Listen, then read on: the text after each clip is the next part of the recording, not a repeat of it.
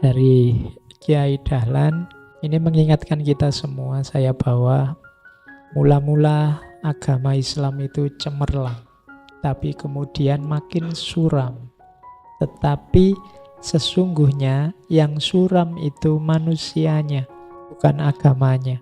Agama bukanlah barang yang kasar, artinya ajaran yang mencocokkan kesucian manusia. Sesungguhnya agama bukanlah agama lahir yang dapat dilihat. Amal lahirnya itu adalah bekas dan daya dari ruh agama.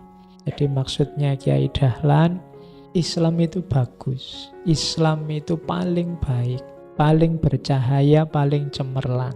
Tapi kok rasa-rasanya tambah lama tambah suram. Itu bukan karena Islamnya yang suram, tapi manusianya.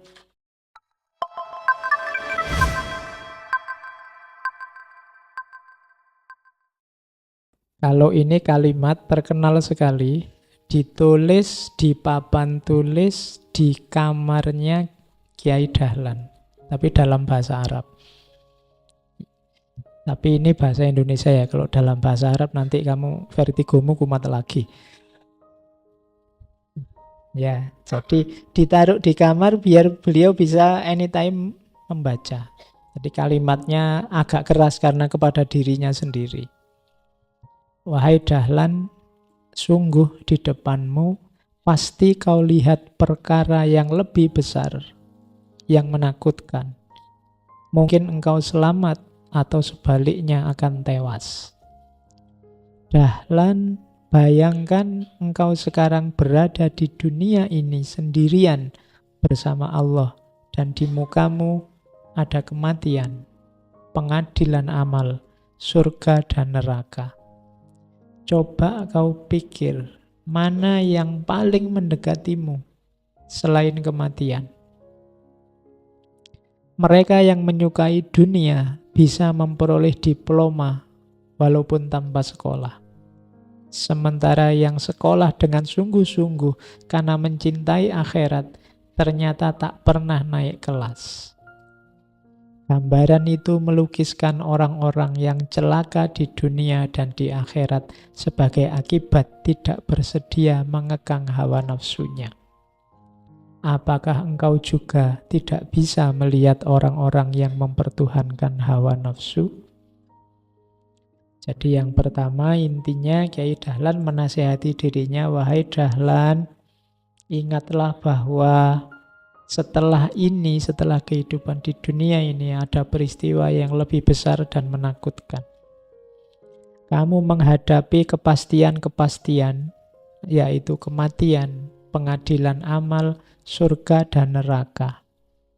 Coba engkau hitung, kira-kira kamu lebih dekat kemana? Lebih dekat ke surga atau dekat ke neraka?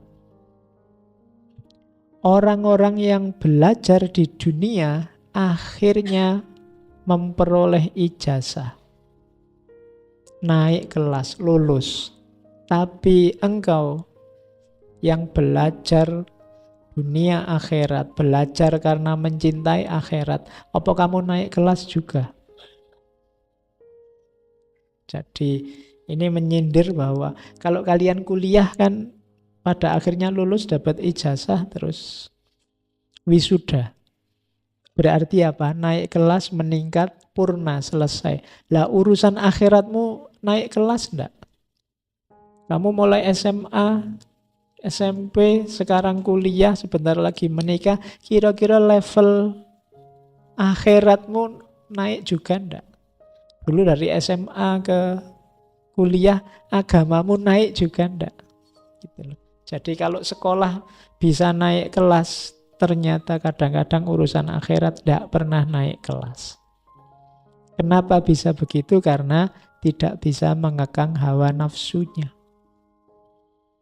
Apakah engkau juga tidak bisa melihat orang-orang yang mempertuhankan hawa nafsu? Nah ini surat Al-Furqan 4344 tadi.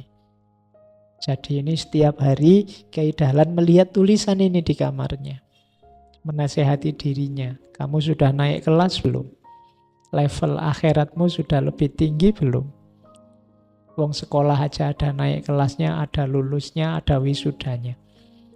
Kamu kok ndak naik-naik kelas? Kalau ndak naik kelas di dunia, kamu malunya luar biasa. Kalau ndak naik kelas di akhirat gimana?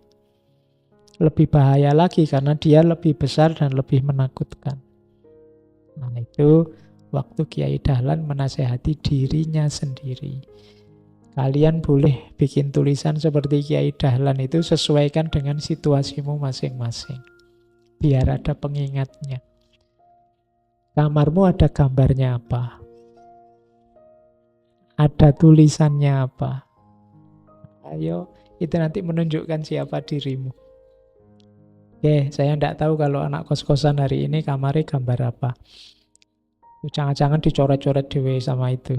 Ditempeli KHS yang jatuh nilainya. Ini kalimat yang sering sekali disampaikan pada murid-muridnya. Harus bagaimana biar diriku selamat dari api neraka? Beramal apa, menjauhi dan meninggalkan apa? Karena selamat dari neraka itu lebih didahulukan daripada jalan menuju surga.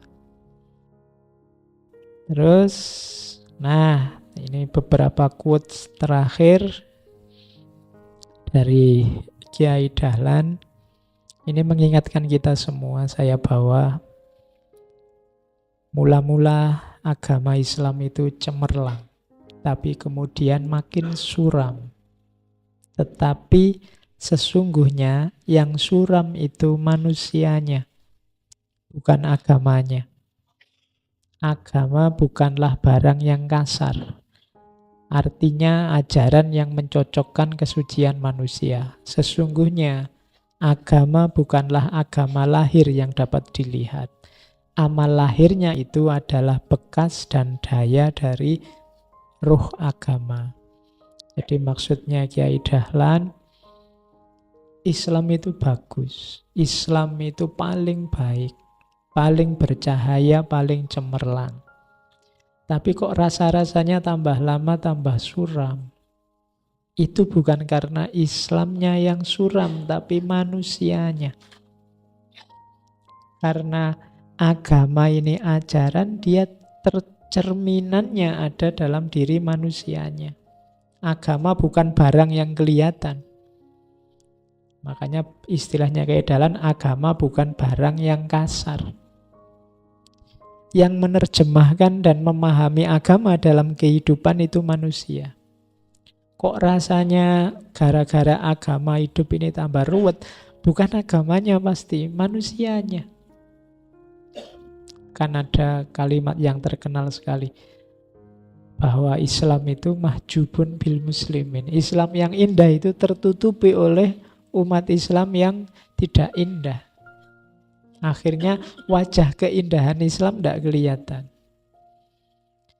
Jadi mula-mula agama Islam itu cemerlang, tapi kemudian tambah lama tambah suram. Tetapi sesungguhnya yang suram adalah manusianya, bukan agamanya. Kenapa suram manusianya? Ya karena dia tidak jernih. Barang yang jernih masuk ke sesuatu yang tidak jernih, ya tetap dia jadi tidak jernih. Kalau ada air kotor dimasuki air bersih, yang menang yang mana? Yang bersih jadi kotor apa yang kotor jadi bersih? Iya, yang bersih terus jadi terkotori. Oke, jadi jangan sampai kita ikut jadi aktor yang membuat Islam suram. Itu maunya Kiai Dahlan. Ayo masing-masing kita berusaha menjaga cahaya Islam biar tetap cemerlang. Ini agak panjang. Nasihat beliau, kalimat terakhir beliau pada Kiai Ibrahim. Kiai Ibrahim ini adik iparnya yang nanti jadi ketua Muhammadiyah setelah beliau. Jadi beliau berpesan waktu sakit sebelum meninggal tentang agama. Jadi ini kan sebelum meninggal masih memikirkan agama dan Islam. Him, ini saya membaca ya, bukan jarak sama Kiai Ibrahim. Ya, karena memang pesannya begitu. Him, agama Islam itu kami misalkan laksana gayung yang sudah rusak formnya. Formnya itu pegangannya. Dan rusak pula kalengnya. Sudah sama bocor dimakan tayeng. Orang yang tidak Jawa tidak ngerti mesti tayeng ya. Karat. Sehingga tidak dapat digunakan pula sebagai gayung.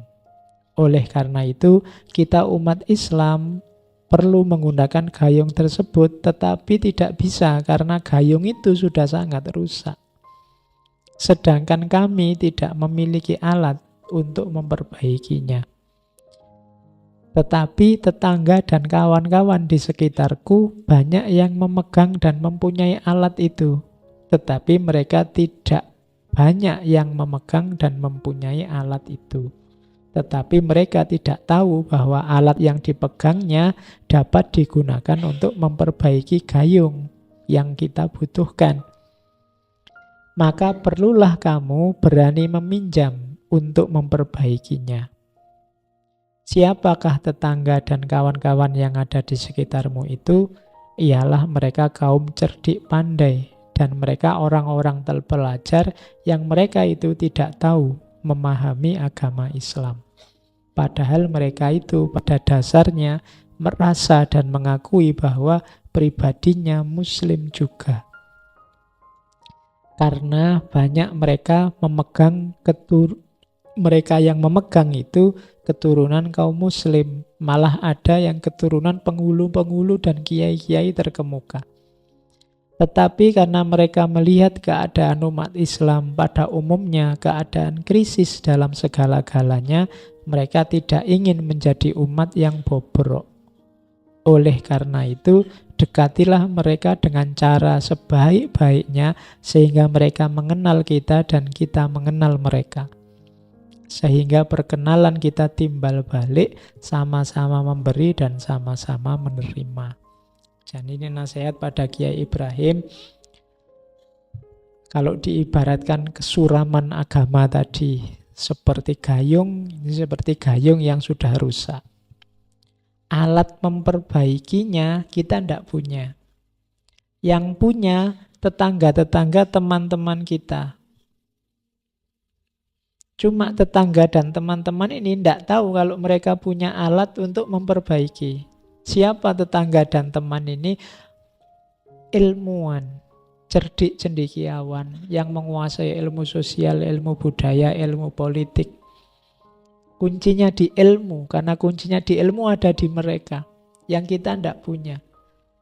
Maka akrabilah mereka, sadarkan mereka. Mereka ini kebanyakan sebenarnya teman-teman kita, orang-orang kita, dia juga Muslim, keturunan nenek moyang Muslim, ada yang keturunan penghulu, ada keturunan kiai. Cuma karena keadaan umat yang suram, mereka tidak mau ikut-ikutan jadi suram, akhirnya mereka menjauh dari agama. Rangkullah orang-orang ini. Mereka yang punya alat untuk memperbaiki gayung kita yang rusak. Itu tadi antara lain jalannya mempertemukan ilmu umum dan ilmu agama. Yang belajar ilmu umum diberi wawasan tentang agama, yang sudah kuat agamanya diluaskan pengetahuannya dengan ilmu-ilmu umum. Kunci cemerlangnya lagi agama Islam adanya memang di ranah ilmu.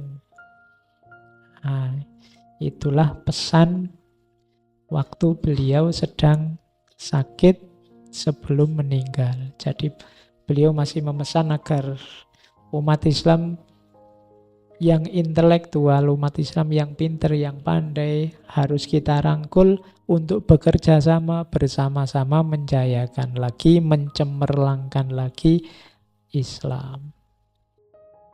Oke, ada quote-quote terakhir. Ini silahkan dipahami sendiri kalau ini mudah dipahami. Apa yang bisa membuat orang Islam yang baik juga bisa membuatnya jadi warga negara yang baik. Tidak usah khawatir kalau Pak, saya ini Islam yang Indonesia apa Indonesia yang Islam? Sudah usah ruwet-ruwet. Kalau kamu menjalankan ajaran Islam dengan baik, tidak akan nabrak negara. Kamu menjalankan konstitusi negara dengan konsisten juga tidak akan nabrak Islam kok. Dua-duanya kompatibel. Wong yang bikin konstitusi negara juga saudara-saudara kita yang Muslim juga. Jadi apa saja yang bisa membuat orang Islam baik juga bisa membuat kita jadi warga negara yang baik. Oke, karena kebaikan-kebaikan dalam rumusan konstitusi negara dan dalam Islam kan sifatnya universal. Sama-sama baik. Kita dapat mengukur kemiripan kita dengan Nabi dengan melihat kepekaan kita terhadap penderitaan sesama. Jadi kalau ada yang punya misi, saya ingin semirip mungkin hidup saya dengan Kanjeng Nabi, katanya Kiai Dahlan, bukan di wajah, bukan di kostum, bukan di gaya, tapi di kepekaan kita terhadap penderitaan orang lain.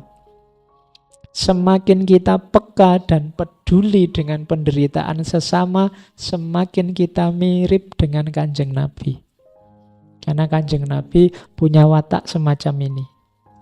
Jadi yang ingin niru Kanjeng Nabi silahkan pekalah, latihlah kepekaanmu terhadap kesulitan, terhadap kemalangan orang lain. Maka semakin kuat kepekaan kita, semakin mirip kita dengan Kanjeng Nabi. Keislaman bukanlah Allah ada dalam jiwamu, tetapi kehidupan Islam menjadi nyata dalam perilakumu. Jadi Muslim yang sejati itu tidak hanya Allah ada dalam dirimu, tapi bagaimana engkau menerjemahkan perilakumu sehari-hari sesuai dengan tuntunan Islam. Kasih sayang dan toleransi adalah kartu identitas orang Islam. Tolong menolong adalah sikap orang Islam dalam berinteraksi. Oke, itu quote-quote. Kalau ini insya Allah kalian sudah paham lah 3 yang terakhir itu. Jadi intinya beliau ingin mengajak kita yang pertama terbebas tadi dari sikap-sikap mental yang fatalistik. Kemudian merebut kembali peradaban Islam dengan bekal ilmu. Tapi jangan berhenti hanya di mencari ilmu, tapi juga ilmu yang berimplikasi ke amal dan amal yang dilandasi keikhlasan dengan tujuan dan metode seperti dijelaskan sebelumnya. Oke, saya kira itu malam hari ini tentang pendidikan menurut Kiai Haji Ahmad Dahlan. Kurang lebihnya mohon maaf. Wallahul muwafiq, wallahu a'lam bissawab. Wassalamualaikum warahmatullahi wabarakatuh.